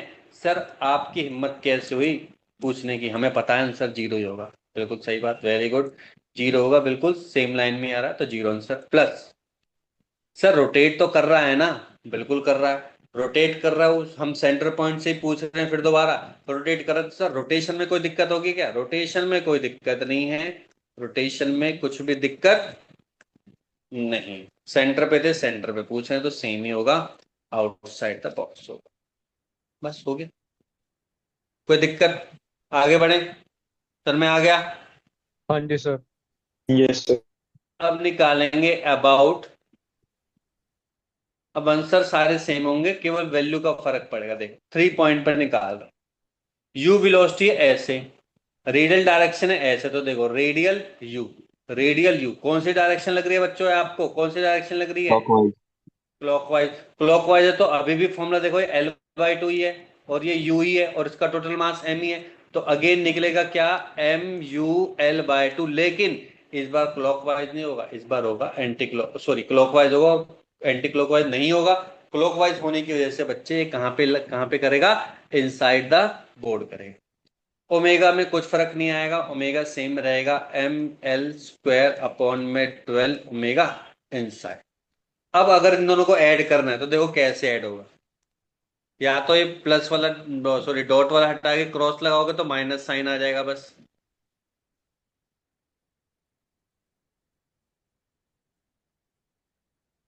अब आप डायरेक्टली इसको ऐड कर सकते इस तरीके से। सर में आगे बच्चों, कोई डाउट यहां तक? सभी को क्लियर हो गया? ठीक है, यस।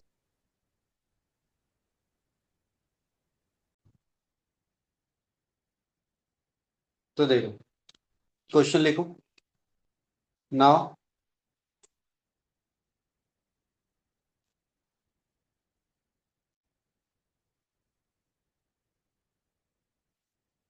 ऑब्जेक्ट पे जो वेलोसिटी डाली गई है बच्चे, वो सेंटर ऑफ मास पे ही डाली गई है वेलोसिटी, डायरेक्ट सॉरी फोर्स। यहाँ पे जो फोर्स एफ इस डायरेक्शन, इस डायरेक्शन में फोर्स है, बिल्कुल सेंटर पे फोर्स है। तो मैं मान के चल रहा हूँ कि इसी डायरेक्शन पे इसकी वेलोसिटी होगी u, और इसी डायरेक्शन में बच्चे इसका एक्सेलरेशन होगा a। हर एक पॉइंट पर यू यू वेलोसिटी होगी, हर एक पॉइंट पर a वेलोसिटी होगी। आपको पता है कि जिस पॉइंट पर मैंने फोर्स लगाया है, ये क्या करेगा? इसको स्लिप करेगा या फिर स्लाइड करने की कोशिश करेगा। ठीक है, अब जैसे इसको स्लाइड करने की कोशिश करेगा, आगे की तरफ खींचने की कोशिश करेगा, तो एफ की वजह से तो बिल्कुल भी टॉर्क जनरेट नहीं होगा। क्यों? क्योंकि अगर मैं सर सेंटर पॉइंट पर कैलकुलेट करूंगा तो सेंटर पॉइंट से ही टच कर रहा है एफ, और इस वजह से एफ की वजह से कोई भी टॉर्क जनरेट नहीं होगा। अगर सर टॉर्क जनरेट नहीं होगा तो सर ये रोटेट भी नहीं करेगा, रोटेट नहीं करेगा तो क्या करेगा बच्चों? आगे की तरफ खिसकेगा, स्लाइड करेगा, स्लिप मारेगा। यहां तक ये बात क्लियर हो गई सभी को? यस और नो? क्या हाँ यहां जी। तक बात सबको क्लियर हो यस गई? सर। लेकिन देखो यहाँ पे ही एक और important yes point sir. Start होगा, थोड़ा लिखेंगे इसको तरीके से। यहाँ पे बच्चों एक और पॉइंट स्टार्ट होगा, क्या? कि जैसे ही मैं इसको स्लाइड करूंगा, मैंने ये थोड़ा ना बोला कि मेरी जो सरफेस है वो रफ नहीं है, इनफ रफ है। देखो बहुत अच्छे से समझना, ये क्वेश्चन टॉप लेवल का क्वेश्चन है, ध्यान से समझना। सर रफ मिलने के कारण जैसे ही ये आगे की तरफ स्लाइड करेगा, तो उसको सर रफनेस मिलेगी, और रफनेस की वजह से जैसे भी आगे की तरफ स्लाइड कर रहा है तो उसको इसका फ्रिक्शन कहाँ पे मिलेगा बच्चों? आप बोलोगे सर पीछे की तरफ मिलेगा फ्रिक्शन। मानते नहीं मानते, यस और नो? फ्रिक्शन कहाँ मिलेगा हाँ जी बच्चे? सर। इसको एफएस पे मिलेगा। अब मुझे बताओ, क्या एफएस की वजह से टॉर्क जनरेट हो सकता है कि नहीं हो सकता? सर एक बार ओ पे निकालने की कोशिश करूं, करते हैं, देखो। ये है ओ, परपेंडिकुलर डिस्टेंस रेडियल डिस्टेंस, और एफएस के परपेंडिकुलर, तो देखो बिल्कुल कर रहा है। कर रहा है कि नहीं कर रहा? इस बार टॉर्क एफ की वजह से नहीं कर रहा, इस बार जो टॉर्क होता है वो एफएस की वजह से कर रहा है। क्या ये बात सबको क्लियर हो गई अच्छे से? यस और नो? हाँ जी सर। हाँ जी सर। ठीक है, तो इसको पहले थोड़ा सा आराम से लिखते हैं, फिर चीजें तो हम बाद में निकालते ही रहेंगे। लिखो, ऐसे लिखो। Here, here applied force is applied force is in the direction of is in the direction of center of mass. Because of that, there will be no torque due to applied force F.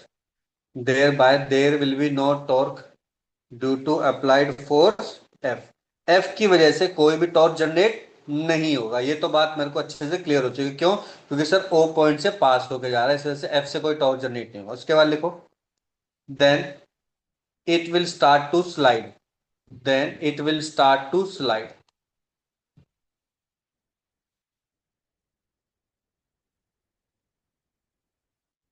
After some distance, after small distance या some distance लिख लो, after some distance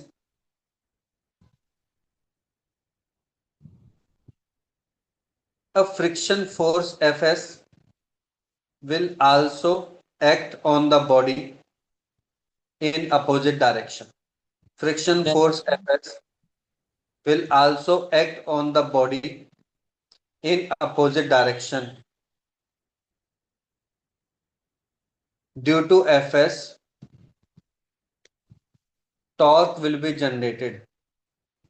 Due to Fs, torque will be generated, and it will start and it will start to rotate as well. तो अब आगे की तरफ भी जा रहा है और घूम भी रहा है। तो क्या मैं, अब देखो यहां तक तो लिख लिया, अब ध्यान से समझना, क्या तुरंत ही बिल्कुल v equal to omega R हो जाएगा? नहीं होगा बच्चों, ये भी चीज समझने वाली बात है। स्टार्टिंग से लेकर देखो यहाँ पे, तो जैसे मैं इसको स्लाइड कर रहा था तो आपको होता है, आपने देखा था अभी, हमने यहाँ केस में भी देखा था, इस वाले केस में भी देखा था बच्चों, तो मैंने आपसे को समझाया था कि अगर वो स्लाइड कर रहा है तो यहाँ पे मैं v इक्वल टू ओमेगा नहीं ले सकता हूं। सिमिलरली मैं यहाँ पे भी बच्चों v equal to omega R नहीं ले सकता हूं, अगर मैंने फोर्स यहाँ पे अप्लाई किया है फॉर स्टार्टिंग ड्यूरेशन। स्टार्टिंग पे केस में तो मैं नहीं ले सकता हूं। हाँ, बाद में मैं दे सकता हूं। बाद में कैसे? धीरे धीरे जब मेरा एफएस, ध्यान सुन लो, धीरे धीरे मेरा एफएस जब बढ़ने लग जाएगा, एफएस की वजह से बच्चों क्या हो जाएगा? एफएस बढ़ेगा, टॉर्क बढ़ेगा, टॉर्क बढ़ने से क्या होगा? टॉर्क बढ़ने से बच्चों ओमेगा बढ़ जाएगा। ओमेगा जब इतना बढ़ जाएगा कि V equal to omega R हो जाएगा, उसके पॉइंट के बाद वो फिर प्योर रोलिंग में आएगा। एकदम से प्योर रोलिंग में नहीं आएगा। तो अभी क्या होगा, स्टार्टिंग में समझ लो, स्टार्टिंग मैंने एफ लगाया, फोर्स लगाने के बाद अभी स्लाइड करेगा। पहला पॉइंट होगा यहाँ पे स्लाइड होना, ठीक है, स्लाइड करेगा या फिर स्लिप करेगा। फिर उसके बाद क्या करेगा? स्लाइड भी करेगा प्लस रोल रोल भी करेगा। रोल मतलब रोलिंग भी होगी इसके अंदर, घूमेगा भी से। लेकिन कुछ टाइम बाद, ठीक है, कुछ टाइम बाद बच्चों ओनली क्या करेगा? प्योर रोलिंग करेगा। ये 3 स्टेप होंगे इसमें, 3 स्टेप होंगे, धीरे धीरे करके होंगे वो। क्या ये बात सबको क्लियर हो गई? यस और नो एवरीवन? ठीक है, तो इस वाले केस में ही v equal to omega R आएगा। बाकी इन दोनों केस में v equal to not omega R and a equal to not alpha R, यहाँ पे आएगा a इक्वल टू एल्फा। बताओ ये पॉइंट सबको क्लियर होगा कि कोई भी पॉइंट में मिसिंग है तो मुझे बता दो बच्चों। सबको क्लियर है? Yes sir. ठीक है। Yes, sir.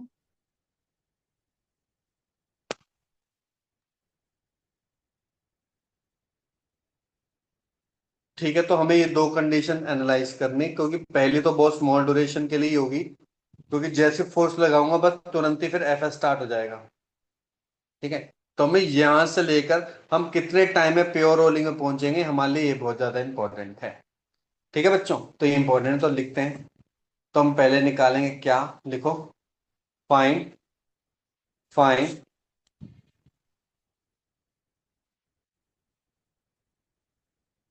Acceleration of centre of mass and alpha of disc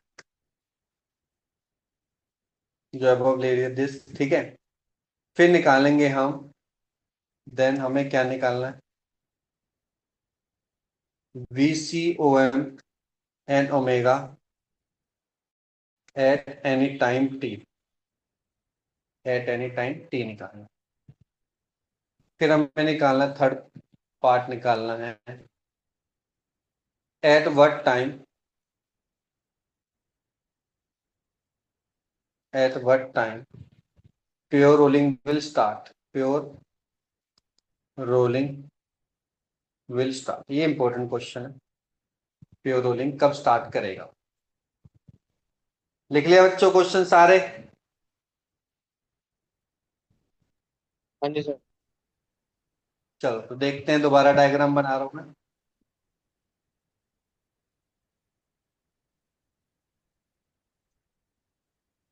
तो ये सेंटर ऑफ मास, तो इसी डायरेक्शन में मैंने फोर्स अप्लाई किया है। इस फोर्स की वजह से बॉडी में एक्सेलेरेशन होगा, और एक्सेलेरेशन से एक वेलोसिटी भी होगी। ठीक है, इनिशियल वेलोसिटी होगी, मैंने यू ले लिया। धीरे धीरे वेलोसिटी बढ़ती रहेगी क्योंकि फोर्स अप्लाइड है। ठीक है, लेकिन साथ साथ क्या होगा बच्चे, यहाँ पे अपोजिट डायरेक्शन में एफ के भी आ जाएगा जस्ट कुछ सेकंड के बाद। ठीक है, जिसकी वजह से वो रोटेट भी करने लगा। स्टार्टिंग में केवल स्लाइड कर रहा था, लेकिन स्लाइड के साथ यहाँ पे फ्रिक्शन मिलेगा, उस फ्रिक्शन की वजह से इस बार उसमें ओमेगा जनरेट हो रहा है। पर यहाँ पे भी याद रखना, from this point v minus omega R naught equal to G, या फिर v equal to naught R है, कुछ भी लिख लो दोनों में से। अभी तक स्टार्टिंग में यही है, इसका मतलब कि स्टार्टिंग में, in starting there is no pure rolling, pure rolling नहीं है स्टार्टिंग में, इस चीज का ध्यान रखना। ठीक है, तो अब देखते हैं, इक्वेशन में कोई चेंजेस नहीं, जो पहले हम यूज करते आ रहे हैं वही यूज करेंगे बच्चों। F net equals to mass into acceleration.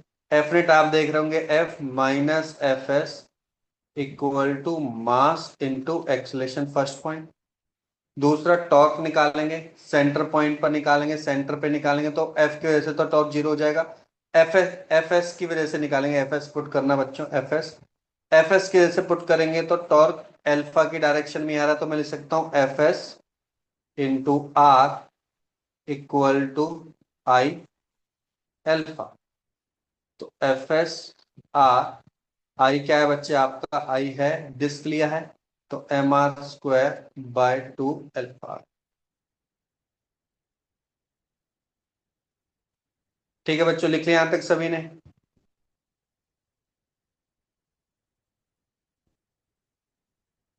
Yes sir.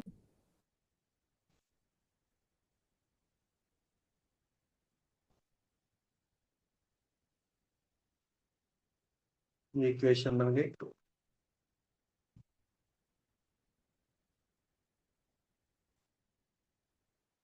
पहले एफ के ले लो, यहाँ पे भी एफ के लेना पड़ेगा, क्यों? क्योंकि स्टार्टिंग में वो मिल रहा है ना, इसको स्लाइड मिल रहा है, एफ के ले लो यहाँ पे, स्टार्टिंग में एफ के। अब एफ के होता क्या है, म्यू के N R equal to M R square upon two alpha.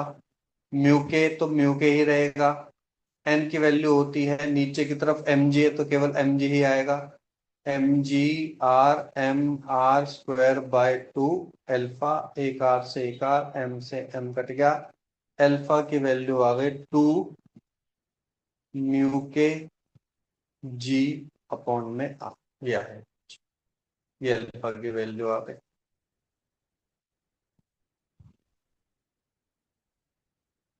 ठीक है, एक्सेलेरेशन की वैल्यू फर्स्ट से डायरेक्टली निकल जाएगी, गिवन था, एफ तो गिवन ही है, माइनस के एफ के क्या है, एफ के है म्यू के M G equal to mass acceleration, acceleration की वैल्यू निकल गई एफ माइनस म्यू के एम जी अपॉन में एम, ये एक्सेलेरेशन निकल गया।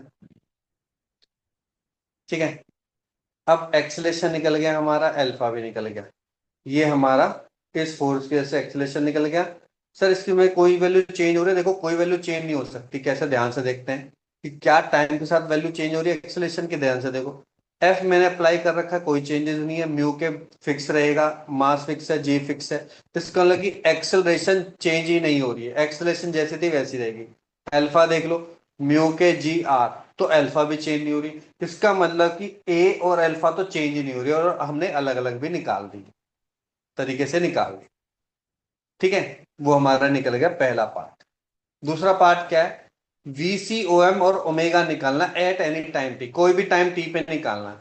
आपको पता, अगर टाइम टी का कॉन्सेप्ट आ गया है तो हमें पता है VCOM होता क्या है, V is equal to U plus क्या रहेगा बच्चों, AT, है ना।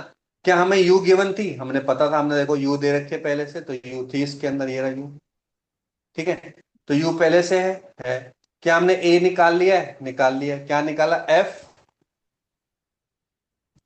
माइनस म्यू के M G total divide by M into time T, ये निकल गया आपका VCOM, बस खत्म, फिनिश। अब क्योंकि स्टार्टिंग में ओमेगा जीरो था, रोटेट नहीं कर रहा था ना, फोर्स लगाया था मैंने, तो स्टार्टिंग में ओमेगा आई आपका क्या था बच्चों, जीरो था। ओमेगा आई जीरो था तो हमें क्या निकालना, ओमेगा निकालना कोई भी टाइम पॉइंट पर, तो ओमेगा नॉट क्या होगा, ओमेगा आई प्लस एल्फा टी, ओमेगा आई जीरो है, अल्फा हम निकाल चुके हैं, निकाल तो चुके हैं, to mu K ji upon are, to mu K ji upon are into T, तो निकल गया ओमेगा नॉट, ओमेगा नॉट निकल गया बच्चे to mu K ji upon are into T, ये निकल गया। यहां तक कोई डाउट किसी को भी बच्चों, क्लियर हो गया यहां तक यस सभी को। सर। अब मुझे एक चीज बताओ, प्योर रोलिंग का कॉन्सेप्ट क्या होता है, कोई बता दो, प्योर रोलिंग की कंडीशन क्या होती है। अब देखो सेकंड पॉइंट निकल गया, थर्ड पार्ट रह गया, at what time pure rolling will start. आपको पता है प्योर रोलिंग का मतलब कि for pure rolling V is equal to omega R होना चाहिए, बस। सर V का फॉर्मूला ये रहा बच्चे, V का फॉर्मूला पुट करो, U plus F minus mu के M G divide by M into T plus omega, omega ये रहा आपका to mu K ji upon are, और यहाँ पे आर इंटू टी, आर से आर कैंसिल, ये आ गया। टी वाले को एक साथ ले जाओ तो यू आ गया, to mu K G minus के एफ माइनस के म्यू के एम जी अपॉन में एम इंटू टाइम टी। ये ठीक है, ये ठीक है, बस हो गया। अब इसको सेपरेट कर लो थोड़ा सॉल्व करने के लिए, two mu K G minus F upon M minus minus plus mu K G into में टाइम टी, तो मेरे पास जो फाइनल टाइम आ गया that will be U upon mu K G minus F upon, बस आ गया आंसर। सर ऐसे क्वेश्चन आएगा क्या, टफ सा नहीं, कॉन्सेप्ट यही है, फॉर्मूला आपको समझा दिया। पहले हमने क्या किया, ध्यान से देखो, पहले मैंने क्या किया, दोबारा समझना है इस क्वेश्चन को। जैसे बच्चे मैं इसको जैसे मैं इसको सेंटर पॉइंट ऑफ फोर्स लगाऊंगा, सेंटर पॉइंट ऑफ फोर्स लगाने से बच्चों क्या होगा, ध्यान से समझना, स्टार्टिंग में, जस्ट स्टार्टिंग में स्लाइड करेगा, और जैसे वो स्लाइड करने की कोशिश करेगा, जैसे वो स्लाइड करने की कोशिश करेगा, तो वहां पे बच्चे एकदम से फ्रिक्शन फोर्स आ जाएगा। फ्रिक्शन फोर्स कैसा होगा, उस समय काइनेटिक फ्रिक्शन होगा। अब काइनेटिक फ्रिक्शन होगा तो उसी बेसिस पे हमने जैसे वो स्टार्ट किया ना, तो हमने अल्फा और ओमेगा निकाले।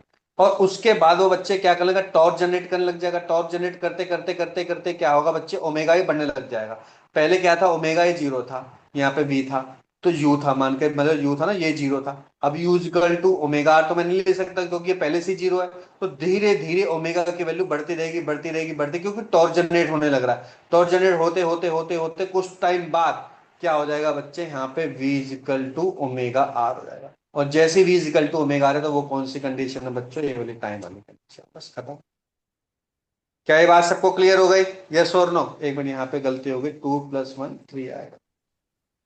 ठीक है बच्चों, क्लियर हो गया यहाँ तक सभी को? हाँ जी सर। Yes sir. जैसे यस सर। अब देखो प्रीवियस सर, देखो क्या क्वेश्चन आता है, एक बार क्वेश्चन करके भी देख लेते हैं। आपके माइंड में बार बार होगा सर आप बार बार एक्सप्रेशन टाइप ही करवाते जा रहे हो, तो एक दो क्वेश्चन तो करवा लो। तो देखो क्वेश्चन करते हैं, लिखो। ए solid sphere, A solid sphere of mass 10 kg, of mass 10 kg, having radius 2 meter,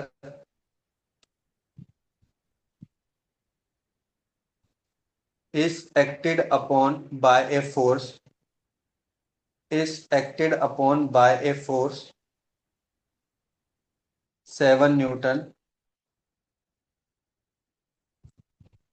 passing through the center of mass of solid sphere, by a force 7 Newton passing through the center of mass of solid sphere.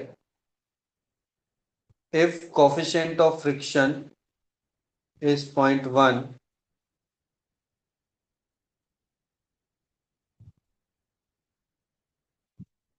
Option थे 4, तो मैं उसको shortcut में लिख रहा हूं। Whether there is pure rolling or not, whether there will be pure rolling or not, ये बताना है। ऑप्शन उसमें था साथ में फ्रिक्शन फोर्स भी निकालना है, फ्रिक्शन फोर्स भी निकालना है। तो देखो ये क्वेश्चन आ गया, मैं मान के चल रहा हूँ कि अभी तक हम अनजान है कि हम कैसे करें। अनजान है तो हमें छोटी छोटी चीजें पहले से पता चल गई, मास पता चल गया, म्यू पता चल गया और म्यू भी पता चल गया। तो म्यू पता चल गया तो ये तो पता है आपको कि म्यू अगर पता चल गया है तो उसकी वैल्यू बच्चे 0.1 है। और अगर फोर्स बिल्कुल सेंटर पे लगाया तो फ्रिक्शन फोर्स कहाँ पे लगेगा बच्चों, अपोजिट पे लगेगा। ये चीज मानते हो नहीं मानते बच्चों, यस और नो? तो आपका जो फ्रिक्शन फोर्स है वो अपोजिट डायरेक्शन में लगेगा। यहाँ तक तो बात सभी कर लोगे, यहाँ तक तो कोई दिक्कत नहीं होनी चाहिए, यस और नो? हाँ जी सर। ठीक है। एक और इंपॉर्टेंट बात, बिल्कुल सेंटर पे लगाया तो क्या मैं सेंटर पे लगाने के बाद जैसी एफ एफ की वजह से क्या मैं लिख सकता हूँ v इक्वल टू ओमेगा? ध्यान सुनना, ये चीज आपको पता होना चाहिए। मैं नहीं ले सकता हूँ, मैं a equal to alpha R भी नहीं ले सकता हूँ। ये दो चीज अभी तक मैं नहीं ले सकता हूँ, बाकी जितना हम पहले कर चुके हैं सेम कॉन्सेप्ट होगा। जैसे कि एग्जाम्पल के तौर पे अब हम क्वेश्चन सॉल्व करने वाले हैं। बहुत बार, मेरे ख्याल से 15-20 बार हम कर चुके हैं F net equal to M में, तो ये तो आपको लगाना है। 7 इधर है, एफ के इधर है, तो आपका आ जाएगा F minus F F upon mass into accel. अब देखो वैल्यू पता है, 7 पता है सर, एफ एफ होता म्यू इंटू एन, बिल्कुल सही बात है, तो mass into acceleration. 7 minus mu, mu 0.1 है सर, एम जी है, मास है 10 kg, जी है आपका 10, इक्वल टू मास एक्सेलरेशन। ये 100 हो गया, ये कितना होगा 0.1 होगा, तो 7 माइनस के 10 equal to mass into acceleration. ठीक है बच्चों, हाँ जी सर। और नो? ठीक है।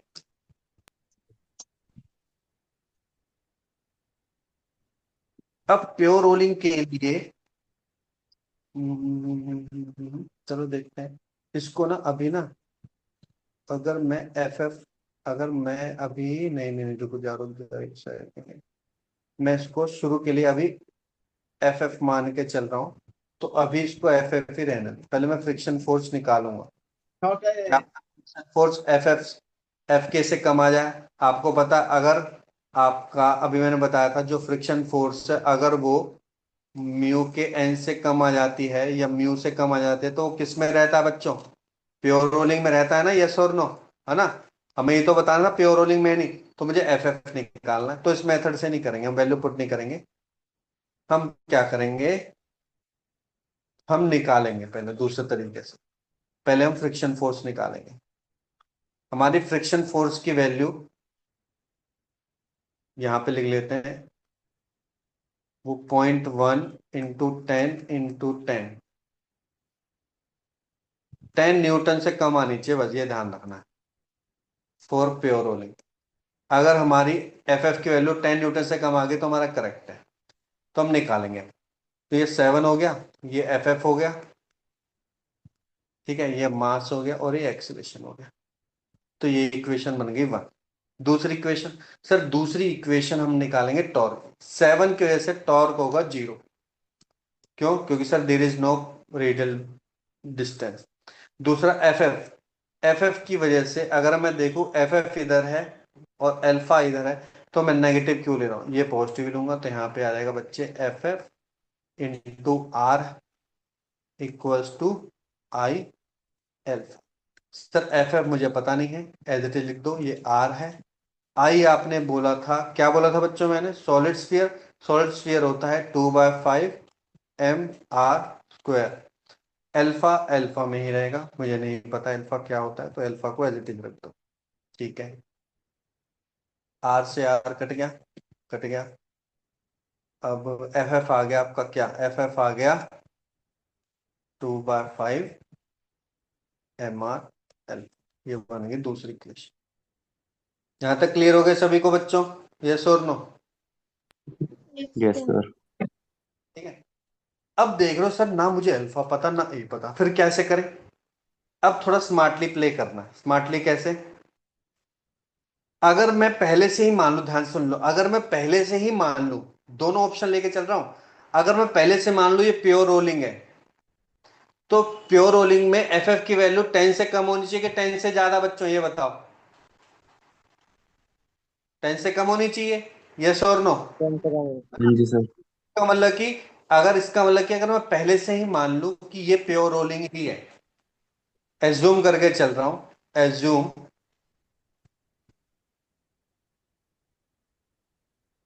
कि प्योर रोलिंग है। अब देखो प्योर रोलिंग से मुझे को क्या एडवांटेज मिल गई? जैसे मैंने प्योर रोलिंग बोला, मेरे को मिल गया A is equal to alpha R. तो मैं देखना चाहूंगा कि इस वैल्यू से निकालने से एफ एफ की वैल्यू 10 से कम आ रही है कि नहीं। अगर 10 से कम आ रही तो ठीक है, मेरी एज्यूम्पशन ठीक है, अदरवाइज मेरी एज्यूम्पशन क्या है बच्चों? गलत। इस केस में फिर मेरा नॉन प्योर रोलिंग होगा, और उस केस में फिर फ्रिक्शन फोर्स की जो वैल्यू होगी वो होगी बस, जो कि मैक्सिमम 10 ही होगी, तो 10 आंसर आ जाएगा, बस बात ही खत्म।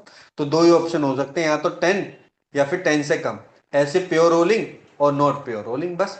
तो मेरे को पहले मैंने एज्यूम कर लिया कि मेरे को प्योर रोलिंग चाहिए, तो प्योर रोलिंग के आपने लिया ए इज इक्वल टू अल्फा, और ए की वैल्यू आ गई 2 अल्फा, क्योंकि आर की वैल्यू 2 है।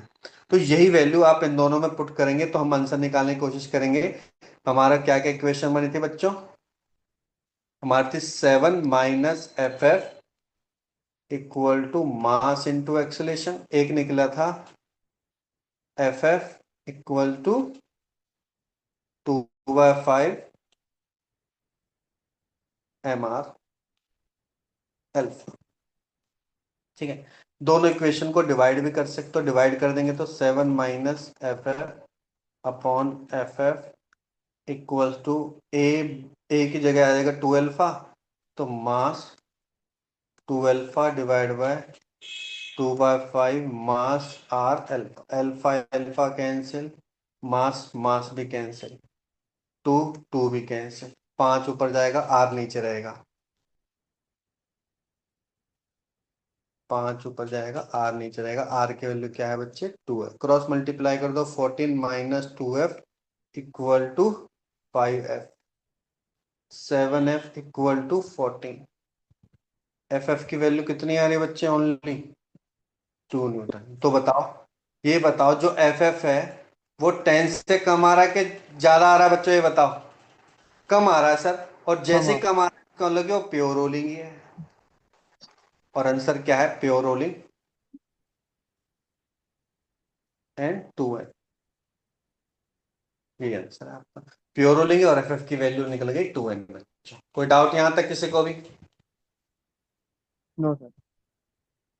क्लियर हो गया बच्चों सभी को, यस और नो? Yes sir. बस इस तरीके से क्वेश्चन अब आपके बैठते हैं।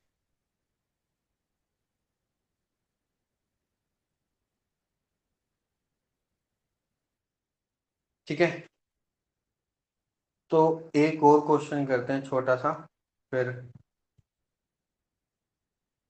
लगभग खत्म ही होने वाला है। एक दो छोटे छोटे टॉपिक हैं वो करते हैं, फिर खत्म करते हैं। देखो ये तो हो गया। अब क्या है, अब केवल रोटेट करने की कोशिश करी है मैंने, इसको रोटेट करने की कोशिश करी। इसका मतलब कि क्या किया बच्चों, मैंने मान के चलो ये बॉडी थी, मैंने कोई भी फोर्स नहीं लगाया, ये रेस्ट पे पड़ा हुआ था, अभी रेस्ट पे ही पड़ा हुआ था, और मैंने इसको रोटेट करने की कोशिश की। जैसे ही मैंने इसको रोटेट करने की कोशिश की बच्चों, तो इसके अंदर केवल क्या था, एक स्टार्टिंग में ओमेगा आई था, बस ओमेगा आई था। ठीक है, अब इस ओमेगा आई कैसे, देखो ये ओमेगा आई है, जैसे ही ये ऐसे रोटेट करने की कोशिश करेगा, जैसे ये रोटेट करने की कोशिश करेगा, तो उसको यहां से फ्रिक्शन मिलेगा। अभी केवल रोटेट करा था, यहां पे इसको फ्रिक्शन मिलेगा। अब फ्रिक्शन मिलने से क्या करेगा बच्चों, आगे की तरफ जाएगा, क्योंकि यहाँ पे केवल एक ही फ्रिक्शन काम कर रहा है, मैंने कोई एक्स्ट्रा फ्रिक्शन नहीं अप्लाई कर रखा। इसी फोर्स की वजह से बच्चे क्या करने की कोशिश करेगा, आगे जाके सीधे सीधे जाने की, मतलब कि वहां पे ट्रांसलेशन प्लस रोटेशन। अभी क्या कर रहा था, अभी स्टार्टिंग में रोटेट कर रहा था, जैसे ही रोटेट किया, क्योंकि यहाँ पे क्या है बच्चों, इनफ क्या है यहाँ पे बोलूंगा फ्रिक्शन है, म्यू म्यू फ्रिक्शन है। इस फ्रिक्शन की वजह से क्या हुआ बच्चों, ये क्या करने लग गया, साथ साथ आगे भी बढ़ने लग गया। क्यों, क्योंकि यहाँ पे इसको फ्रिक्शन मिल गया, और फ्रिक्शन केवल एक ही फोर्स लग रहा है, आपको पता है, एक ही फोर्स की वजह से वो क्या करेगा बच्चों, आगे की तरफ ट्रांसलेशन मोशन करेगा। ओमेगा आई से क्या करेगा बच्चों, ओमेगा आई से रोटेट करने की कोशिश करेगा। यहां तक बात क्लियर हो गई सभी को? पहले वाले केस में हमने क्या देखा था, ओनली केवल वेलोसिटी थी, उस वेलोसिटी की वजह से बच्चों फ्रिक्शन प्रोड्यूस हुआ, उस फ्रिक्शन की वजह से टॉर्क प्रोड्यूस हुआ, और उस टॉर्क की वजह से बच्चों रोटेट करने लगा। यहाँ पे क्या हो रहा है, यहाँ पे बच्चों केवल रोटेट करने लगा, रोटेट होने की वजह से यहाँ पे फ्रिक्शन थी, और उस फ्रिक्शन की वजह से बच्चों वो ट्रांसलेशन मोशन भी करने लगा। क्लियर एवरीवन, यहां तक बात क्लियर हो गई सभी को? हाँ जी सर। Yes, sir. ठीक है, तो वही सेम कॉन्सेप्ट है, मास m है, रेडियस है, और सॉलिड स्फीयर है। तो लिख लो, थोड़ा पॉइंट बना के लिख लो ताकि पता रहे, लिख लो। Initially initially there is initially there is no initially there is no translation motion, there is only angular velocity with omega I. There is only angular velocity with omega I.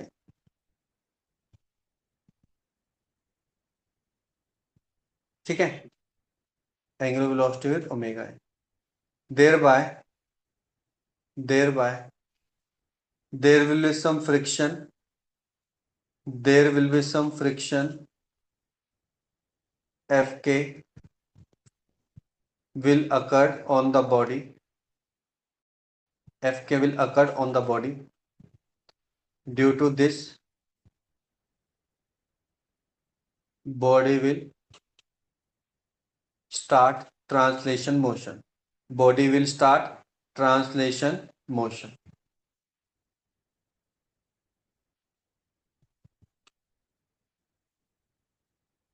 ठीक है, अब धीरे धीरे इसकी वेलोसिटी बढ़ेगी। क्यों, क्योंकि initial velocity क्या थी बच्चे, इसकी इनिशियल वेलोसिटी क्या थी, इसकी 0 थी।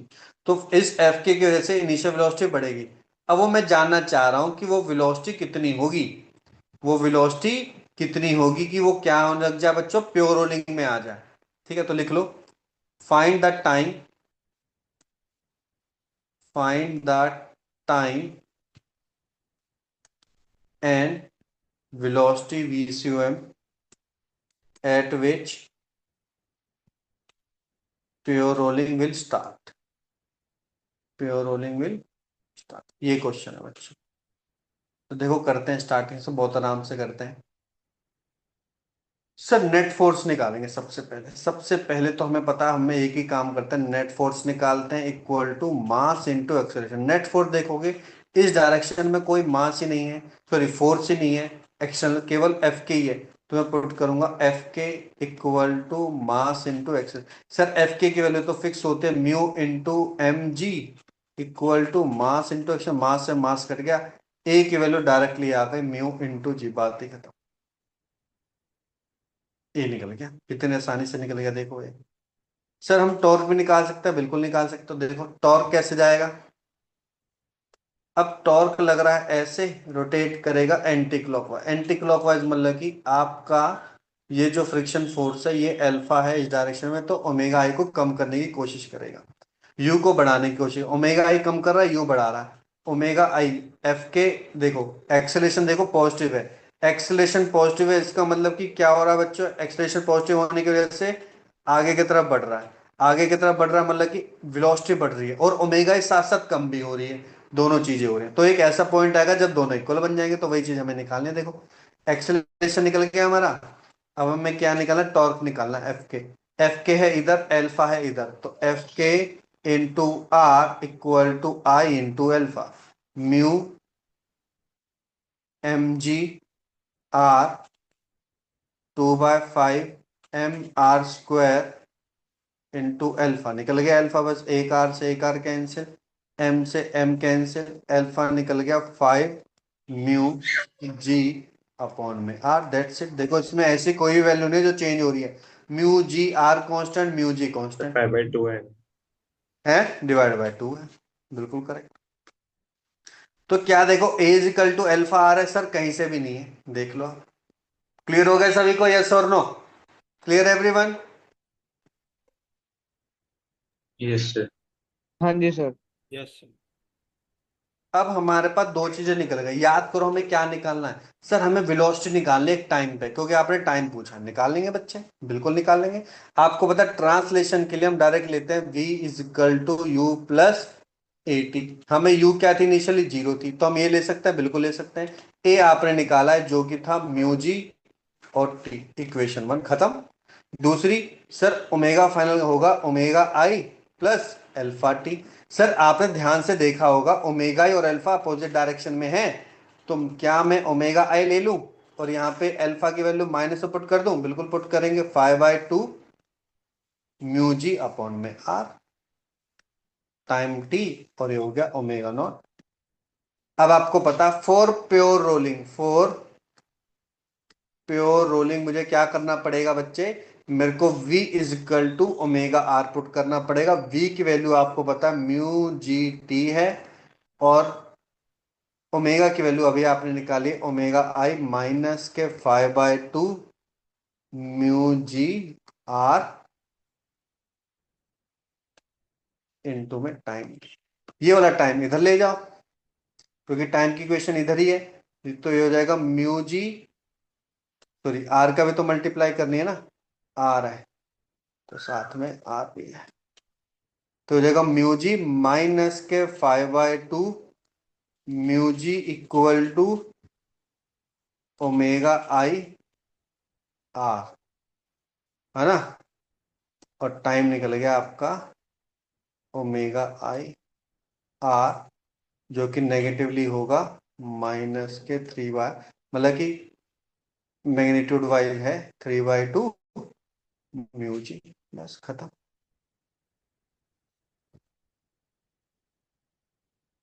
हाँ जी बच्चों, समझ में आ गए सभी को, यस और नो? यस बस। यस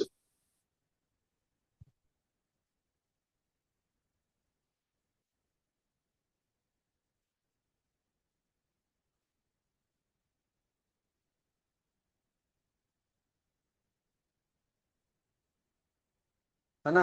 अब मेरे को अगर निकालना है v निकालना, तो ये t की वैल्यू इधर पुट कर दो, v की वैल्यू निकल जाएगी, बस खत्म क्वेश्चन। तो जब भी ऐसा क्वेश्चन आ जाए बच्चों, तो ध्यान रखना है कि जब भी सेंटर पॉइंट पर हो, यू हो एफ हो, तो आपको इंडिविजुअली निकालना है। और टाइम का कॉन्सेप्ट मैं आपको बता चुका हूँ कि प्योर रोलिंग के पुट करके निकाल देना, बस खत्म क्वेश्चन, है ना। बस इस तरीके से करना है क्वेश्चन।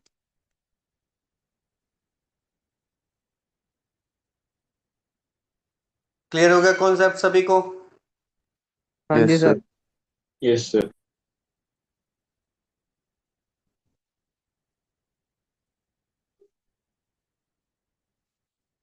ठीक है।